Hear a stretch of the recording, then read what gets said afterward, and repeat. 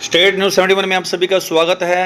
मनोकामना मंदिर स्थित साईं मंदिर परिसर में आयोजित हो रही श्री शिव पुराण महाकथा के छठे दिवस का शुभारंभ शिव मंदिर दोहड़ का चौक कमेटी द्वारा किया गया। मंदिर सभा के मनीष कुमार, संजीव कुमार, प्रवीण कुमार एवं सौरभ अत्री द्वारा शुभारंभ की कार्रवाई की गई। तो आइए चलते हैं कथा स्थल पर शुभारंभ की कार्रवाई देखते हैं, साथ ही श्री शिव पुराण कथा में क्या कुछ पुष्प मुरारी बापू द्वारा उद्बोधन किया गया, श्रवण करते हैं। आइए नंबरदार जी, आप भी आइएगा। जोड़ो गांव से आप यहाँ पर पधारे हैं, आपका भी अभिनंदन है, आपका भी स्वागत है। और मैं चाहूँगा श्री दिनेश कालड़ा जी, आप भी आशीर्वाद ले लें। बाकी में तो आशीर्वाद लिया हुआ है। और हमारे गुलशन गई जी, आप भी आशीर्वाद लें। गुलशन जी बहुत अच्छे समाज सेवक हमारे दिनेश कालड़ा जी भगत हैं, हनुमान जी के, बालाजी के बहुत अच्छे गायक भी हैं। सबसे पहले हमारे पास बिल्कुल बिल्कुल बिल्कुल याद कर रहे थे आपको, देख लीजिए। चलिए अब दीप प्रज्वलित करके कार्रवाई प्रवीण जी, संजीव जी, हमारे भाई दिनेश जी और शिल्पी जी अपने हाथों से आज के इस पवित्र पावन का विधिवत शुभारंभ तो हो चुका था, लेकिन विधिवत रूप से प्रभु को साक्षी मानकर, अग्नि देवता को साक्षी मानकर कार्यक्रम जो है आपके हाथों से दीप प्रज्वलन का कार्य आरंभ हो। कल समापन है, देखते देखते 7वां दिन कल आ जाएगा। सभी से निवेदन है कि जो आप तक नहीं आए उनको भी कहेंगे, अगर पूरे 7 दिन का आपने आनंद लेना है, 7 दिन का लाभ लेना है, तो 7वें दिन जरूर आ जाए। तो कोशिश करें कि अपने परिवार से अपने पूरे लोग यहाँ पर आए,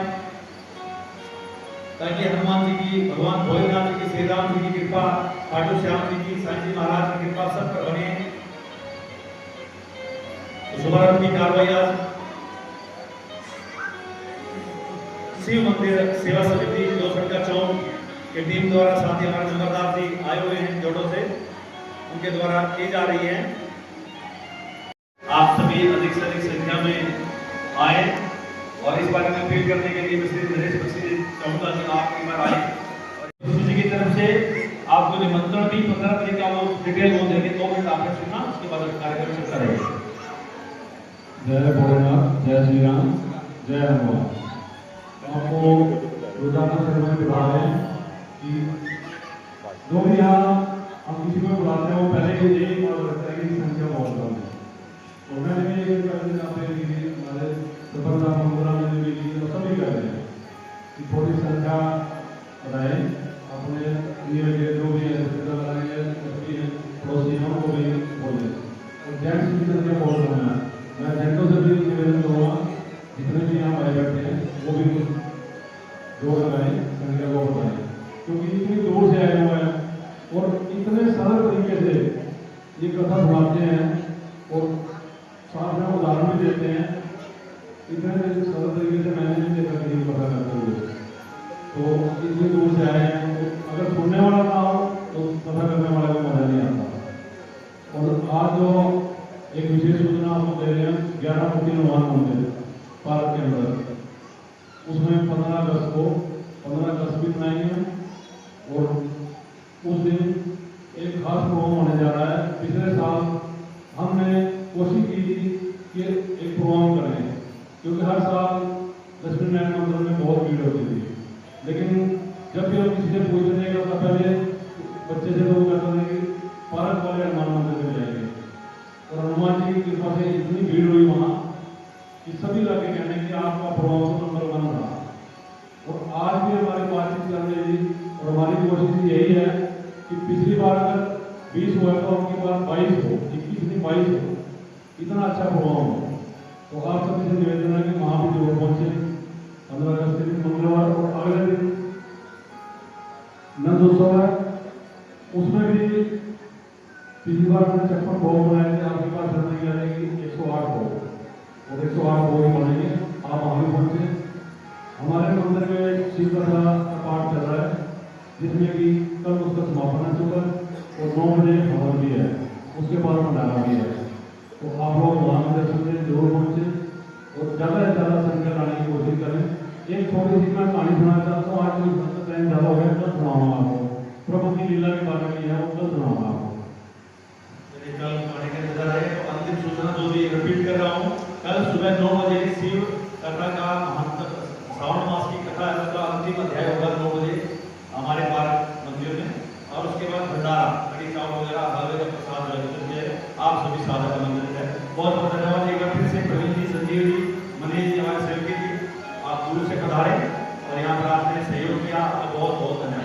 जय भोलेनाथ।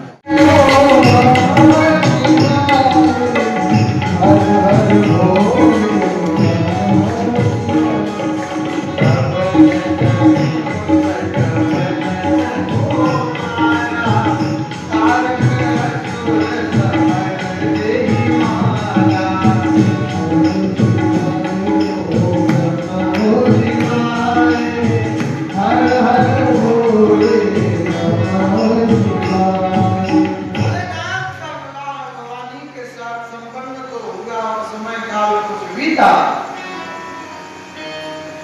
कहते हैं भगवान भोलेनाथ के द्वारा पार्वती जी के द्वारा पुत्र उत्पन्न होने वाला था तो उसी क्षण देवताओं ने भगवान शंकर को बार बार पुकारा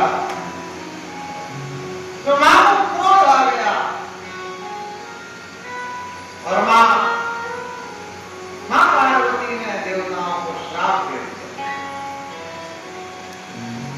बोले जैसे हमारे गर्भ से पुत्र नहीं होगा ऐसे हम भी तुमको श्राप देते हैं कि तुम 33 करोड़ ही रहोगे, उसके आगे नहीं बढ़ोगे। इसलिए देवता अब तक तो कितने बढ़ जाते हैं, लेकिन वो 33 के 33 करोड़ ही हैं।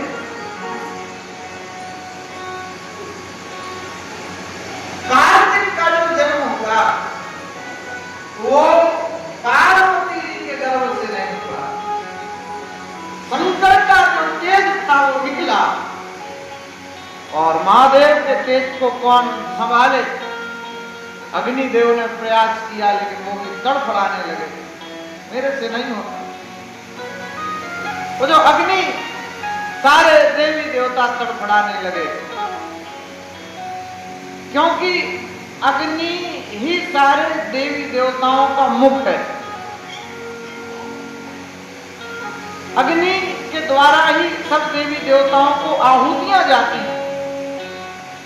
तो क्या करें, तो वो जो अग्नि थी उसको गंगा ने अपने पास लिया और वो कृतिकाएं थी। वैसे तो 7 कृतिकाएं हैं लेकिन एक कृतिका तो दूर रही। 6 ने स्नान किया, उनके द्वारा ही गंगा की 6 धाराएं हो गई और एक पुत्र का जन्म हुआ जिनका नाम श्री कार्तिकेय पड़ा। कृतिकाओं ने बालक को दुग्ध पान कराया इसलिए उनके नाम पर कार्तिकेय, कृतिका कार्तिकेय, इसलिए कार्तिक नाम पड़ा। और 6 ही मुखारबिंद से दुग्ध का पान किया तो उनके 6 मुख हो गए। ऐसे भगवान श्री कार्तिकेय जी का प्राकट्य हुआ और धीरे धीरे कार्तिक जी बड़े होने लगे। और जब श्री कार्तिक जी धीरे धीरे बड़े होने लगे तो मां से आशीर्वाद लिया, तो मुझे आशीर्वाद दो। मां ने बहुत सी शक्तियों से सुसज्जित कर दिया और एक बार तो देवताओं से श्री कार्तिक जी का युद्ध हो गया, देवताओं को परास्त कर दिया। देवताओं ने क्षमा याचना की, कहा हम तो आपको अपनी सेना के प्रधान पद पर रखना चाहते हैं, सेना की भागदौड़ तो आप संभालें।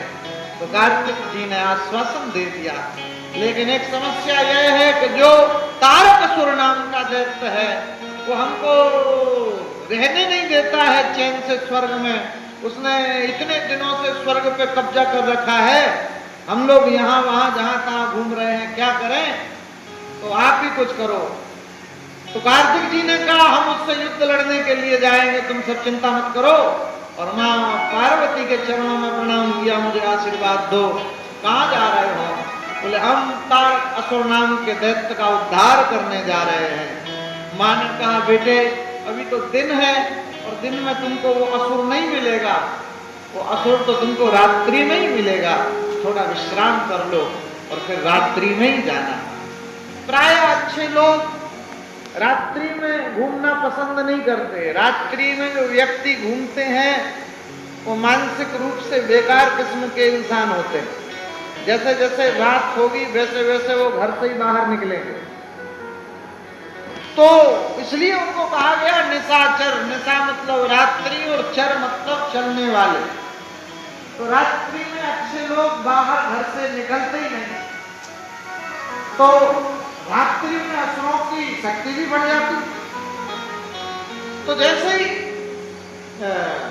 कार्तिक जी ने प्रणाम किया रात्रि के समय, उमा ने आशीर्वाद दिया और बहुत सी शक्तियों को सुसज्जित कर दिया। जब पहुंचे श्री कार्तिक जी महाराज और दोनों में घनघोर युद्ध हुआ। खेल ही खेल में श्री कार्तिक जी ने तारक असुर नाम के दैत्य का उद्धार कर दिया। तारक असुर समर ही मारा। युद्ध क्षेत्र में तारक असुर नाम